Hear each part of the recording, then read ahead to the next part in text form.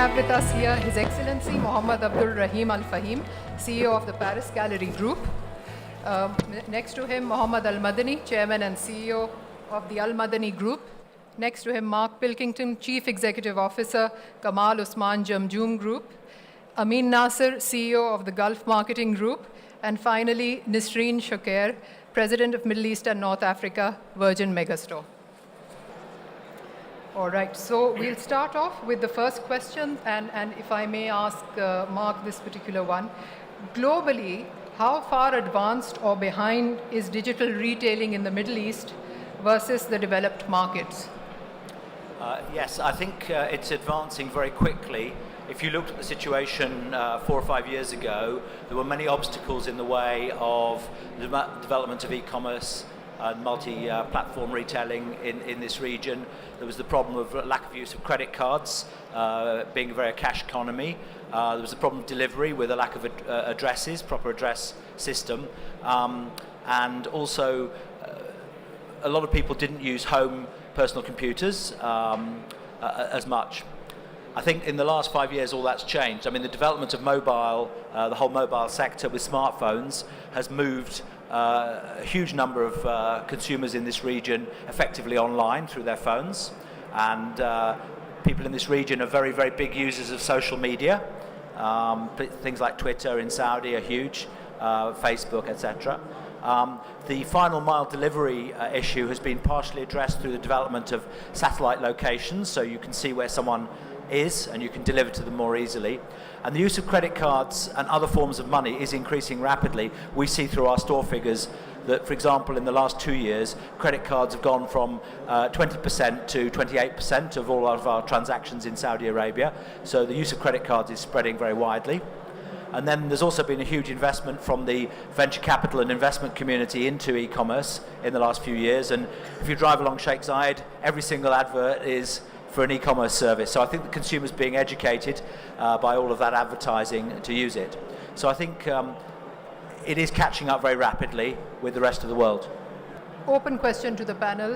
Which industry do you feel is leading digital retailing in the Middle East, and why? Nisreen, would you say? As far as volume of consumption, it's predominantly travel, followed by hotel. But obviously that's changing. Virgin is the #1 ticketing platform in the Middle East. And we see, for example, a lot of volume for ticketing and events, regionally as well. And 100% of our transactions are credit card. There's no cash on delivery. Average transaction is $150. So obviously, if you look at the top 3, and we know that AC Nielsen has the same numbers, it's high-ticket items, and it's mostly credit card. And then followed by fashion and other industries, electronics and so on. Mr. Al Fahim, what is the key challenge that you feel retailers will face in adapting from brick and mortar to an e-commerce model? For example, if I want to share with you some of the challenges we face internally at Paris Gallery, is few external and some internal. We have shops or business across the region, and the external challenges would be the regulation. Right. The external also would be the brand contracts, in which allows you to do the e-commerce or not across the region. We have assortments, let's say, of over 350,000 items in our shops. Now, to list all this assortment or the best assortment and agree with the brand and principles to make it available for customers to trade is another challenge. Also, the technology, emerging technology every day and on is another challenge internally to adopt all these changes very quickly, and it's very expensive, by the way. So there are a set of challenges. It all depends, as I said, on the types of retail you are in. It's less challenge when we trade in fashion boutiques, in which we also trade across the region. So We were talking about retailers who have managed to, clearly there are challenges, but it's happening slowly but surely, the adaptation. How do retailers need to adapt their models from your industry and coming from your background? We had a very nice digital application. It's called KNOQ, KNOQ, and that you place an iBeacon broadcasting in your store, which communicates to the users of this application. Yes, it's not a very used application, it's about 100,000, but these are the residents that you can, the catchment from the mall. So once they come into the mall, you know, they can, if they have this application, you can communicate to them and get what your promotions, discounts, and any offers that you have. So this is a very nice application that we use in the stores and actually drives customers to our stores. So you can, you know, find these type of application. There must be much more. I think there is also in this exhibition, there is like a shopper, call it follower or something like that. They can find you. You can find the shopper, and the customers have to communicate to them. So this is the mean that you can easily, with digital, communicate with customers and drive them to your stores. This is an application which we have used, of course, and other basic ways of the best customer. You can have your, you know, your salesman to actually represent your brand and talk about your brand. And you should have the knowledge, product knowledge should be strong. So all those, of course, in the basics, like any other business, you still have to take care of your basics in your stores. And then with all the Instagram, of course, this is a very strong social media platform that is very common in the Gulf. And this is a tool that you can always use to attract customers. And you can even Snapchat, and that's a very common thing. And you can get some of these who have 1 million followers or thousands followers to actually come to your stores and get to their followers. So that's another mean of getting into digital and social media and get your customers to your stores. So one step is getting them there. What do you think would make them keep coming back? An open question. I think it's very important that the journey with the customer doesn't end at the checkout counter, but that you're really building tools and solutions and experiences that make the customers talk about us as a shop, as a product, after they leave the store. And social media plays a very big role in that regard, allowing customers to post feedback about a great experience or a bad experience, maybe a how-to on how to use a complicated product. All of these types of solutions are very important to maintain the dialogue with the customer.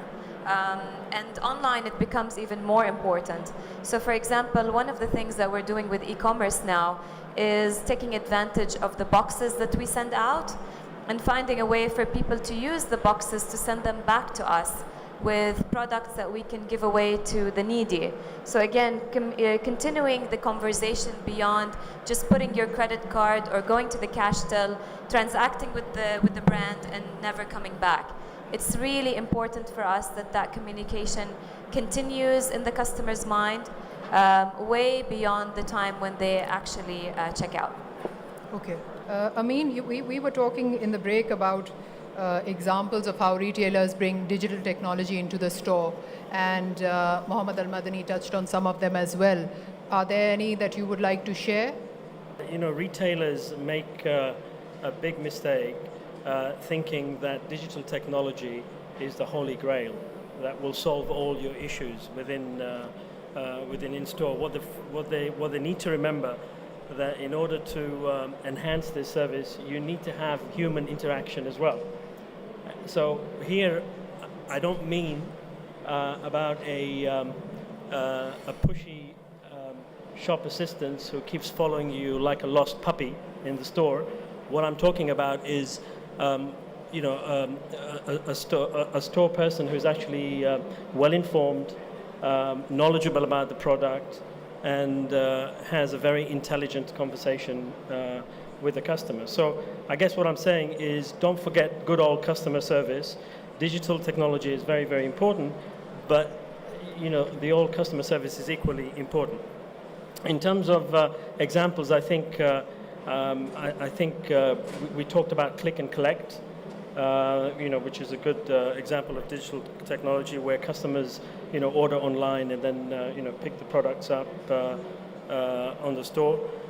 Another one is actually providing content to consumers through their mobile phones as you're walking to the stores or walking around the stores as well.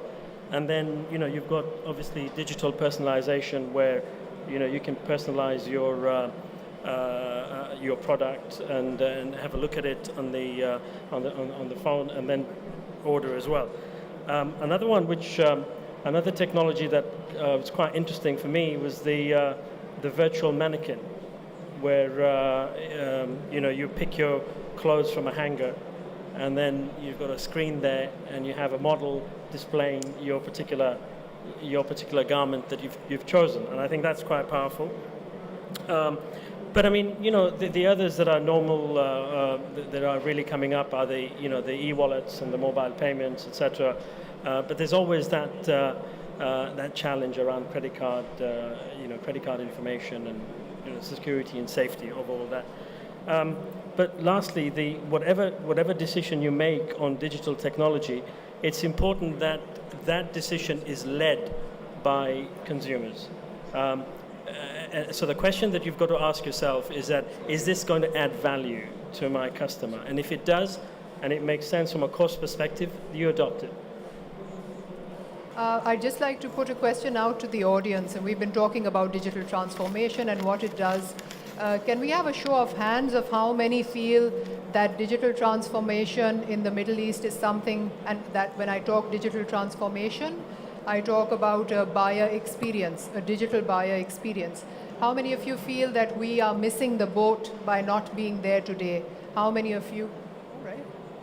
I'm not saying I raise my hand not because we're missing the boat. We are still missing the boat, but I can see the changes and the shifting that's happening with retail groups and how they want to move ahead to be up to date to the digital world. There is a lot of attempts has been done. My opinion is that we are missing now because the optimization of those attempts haven't been done. This is a very general feedback, but this optimization comes from online advertising and how it will affect, it's not only click-through rate, how it's really affecting the increase in sales, how the people visiting the shops are affected from different online and digital advertising channels. Now working in a media and Sayyidati magazine, different approaches and different solutions that have been offered, but I still feel that retailers still need to give importance and priority with all the things that they need to do on the importance of understanding the digital data and how it affects their overall objective sales. Hi, I'm Darshana. I work for PepsiCo. Yes. So I raised my hand that we are a bit behind in the race because I feel like in this part of the world, when we talk about digital or e-com, it's predominantly what industry are we talking about? What category are we buying online, right? So in fashion, yes, and as Nisrin said, maybe on ticketing, yes. But when it comes to grocery purchase, I'm surprised a place like here where our shoppers are really finding less time to go and buy their groceries. Still, the e-com channel, when it comes to that particular area, is not progressing as fast as many other markets. So I would like to ask maybe panel, do they have anything on this? Why we are a bit slow on it? Is there any reason behind that reluctance? The question was that why is it that other than fashion and maybe some discount products and so on, why is it that the more obvious channels haven't really worked online? Especially something like grocery, which makes perfect sense. People are strapped for time. It's generally speaking, very few people enjoy grocery shopping. It would make sense that that's a category that would do very well. My answer to that would be not because people are not willing, there's definitely a lot of willing for people to save time and find convenience in what they do. However, a lot of the solutions out there are not very easy to use. Delivery times are late, so you're not doing deliveries within an hour, within 2. Generally speaking, grocery is very much an impulse purchase. You need milk and you need it in the next hour. You need something relatively quick. If Fresh Direct or Ocado or any one of those brands came today to the market, Amazon Pantry and so on, and did the same offering that they have abroad, then you will see a pickup. So part of the problem is that the solution is not where it needs to be today, but not the willingness. I know the willingness is there. And I do want to add to Nasreen's point from my own experience in another market, which is China. And you will imagine the massive potential. But exactly as Nasreen said, the challenges that we faced there was just the supply chain, literally getting the product fresh enough and in good enough condition to the consumer. So the willingness is there, but just breaking that and doing it well is a challenge. I wanted to actually share with you a point just because you mentioned grocery. I was house hunting in New York. What was very interesting to me is that every one of the new buildings in Midtown has, in addition to your mailbox, they now have a fridge for you. So that's one of the added values that they give you. So not only can you check your mailbox every day, but you can check your fridge that's dedicated to your apartment, because that's become part of the lifestyle. You're not at home, but let's say Fresh Direct delivers your food, and they deliver it straight to your fridge, and you have the keys to open that fridge that's ready for you when you get home. And that makes ready meals and easy to cook items and so on and so forth. It's a whole cycle, like you said, it's a whole logistics channel that needs to be resolved. We'll have one more question before we swing back. My name is Asfar. I'm with Engage. You said something really interesting about the customer's experience and what if you adapt something from the digital arena, ask the question, does it add value? You said something interesting about travel, hotels, then fashion. And when I put those two together, if I wanted to buy something on the travel side or the hotel side, it is very convenient. Everything is available. I can go online and literally look at what's there, what's not there, what are the reviews and so forth. That's not the case in fashion yet in this region. If I wanted to buy something in the fashion space, that experience is not there. So I could put that together in my mind in terms of why I wouldn't do that. Of course, the convenience of the supply chain. And I think you said something interesting about the challenge, the internal challenge, the 350,000 products and just listing them and getting the principal's approvals to do that. So do you think it might be because fashion is not there yet because of that? That experience is not there? When I think about purchasing in the Middle East, most of the purchasing is not happening on local sites. Something like 70% of purchases are still taking place abroad. More importantly, and you see that more in the luxury space, Net-a-Porter, you heard from ASOS today, even though that's not luxury, they're driving a lot of those sales in fashion. Saks, Style, there isn't really a site internationally today that when you click on it, does not show you shipping options and pricing in local currency. So they are driving a lot of the purchases, and it's very easy. Furthermore, the young consumer, or consumers online, let's say, are not shopping directly through a website. They're shopping through an app. So they actually don't want to go through 300,000 different references. They want to go through apps that edit it down for you, and there are many. There are thousands of them. Net-a-Porter, most people shop through the app, which has a fraction of what's on the site. And they just show you what's new for that collection, or maybe personalize it to what you bought in the past. Virgin, for example, in the shops, we have 270,000 different references. Online, we had to change that because we actually didn't want people to go through many pages. We'd lose them. So we culminated it down to 40, and we think it should be 20. So the edited shopping is where it's at for fashion, cosmetics, you name it. It's very much about going through an app that edits things based on what you purchased in the past. Mr. Al Fahim, do you think e-commerce will eventually kill the high street? Look, I believe the e-commerce would be an important part of the business, but it will not kill the business. Why it's important?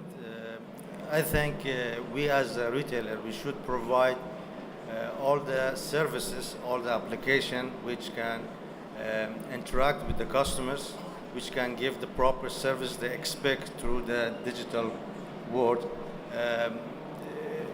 Because they do expect